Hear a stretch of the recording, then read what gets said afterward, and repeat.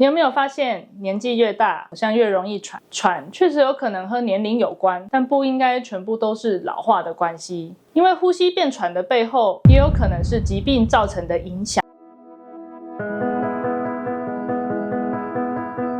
走快一点会喘，爬楼梯会喘，觉得体力好像变得越来越差了。那假设你今天有抽烟的话，更需要注意我们所说的肺阻塞的问题，全名是慢性阻塞性肺病，英文简称 COPD。老化的过程确实会让肺部的弹性下降，呼吸时的胸廓活动度减少，让活动时变得比较容易喘。但肺阻塞它不是，它是一种小气道慢性的发炎，造成气道的管腔变窄，所以你在吐气的时候气流会受限。患者常常会有一种明明有在呼吸，却觉得吸不到气的感觉。那呼吸不易就会造成活动的能力下降。常见的症状还有包含慢性的咳嗽，长期有痰液的产生。我们所说的老化，它其实是一个非常缓慢的过程，但慢性阻塞性的肺病，它的变化可以是非常快速的。来到诊间的病人常常会跟我们说的是，我常常在咳嗽，而且都会有痰，可是这1-2个礼拜却觉得活动变得比较容易喘。我们会安排肺功能的检查，来确认是否存在着不可逆的气流阻塞。这是我们评估气管状态以及区分不同气道疾病的重要工具。治疗上则分成